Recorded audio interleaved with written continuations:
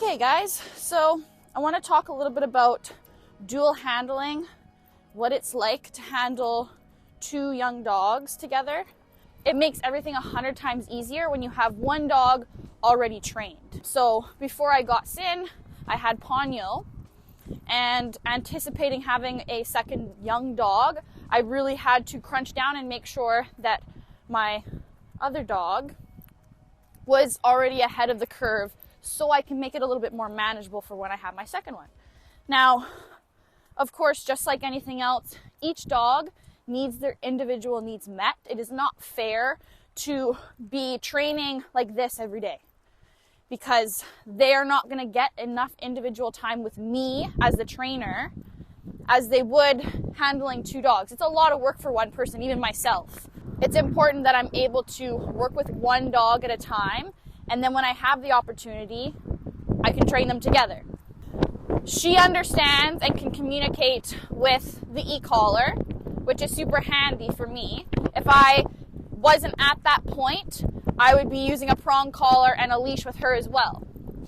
Now, because she's younger and I haven't, really worked a ton of e-collar stuff with her just yet, she's working on the prong collar. So these tools help me manage their behavior together so much better.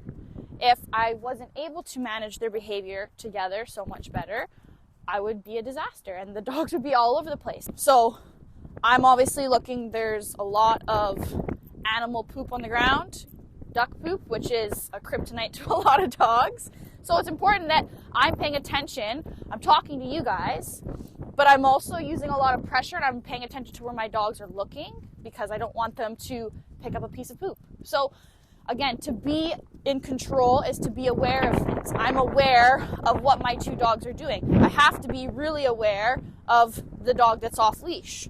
So I have to communicate with her with my e-collar because that's how she understands to be controlled. With Sinner, it's different. She's not on an e-collar. I have to pay attention. I have to communicate with my right hand with the leash. So you can hear that I'm using pressure to communicate to keep in that heel. I use e-collar pressure with Ponyo to communicate to keep on her side of the heel.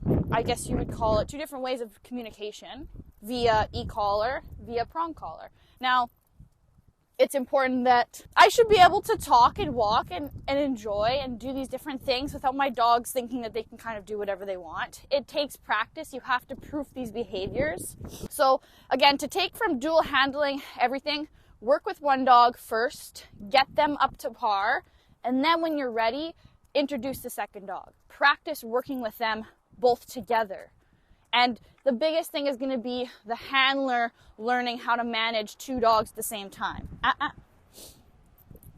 And then hopefully you guys can get to a point where you're working like this. They're both not even a year yet. So by the time that they're 2 or 3, it's going to be super manageable for me.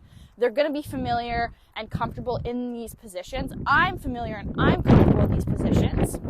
And I'm able to enjoy both of my dogs at the same time. I don't have to take them each for individual walks, which I still will because they both have different training. But, as for leisurely things, I can take both of my puppies for a walk at the same time. I can hold a coffee. I can hold a partner's hand. I can hold my phone. I can listen to music. I can do all these different things without having to really stress a whole lot of just the management behind things. I've got the management.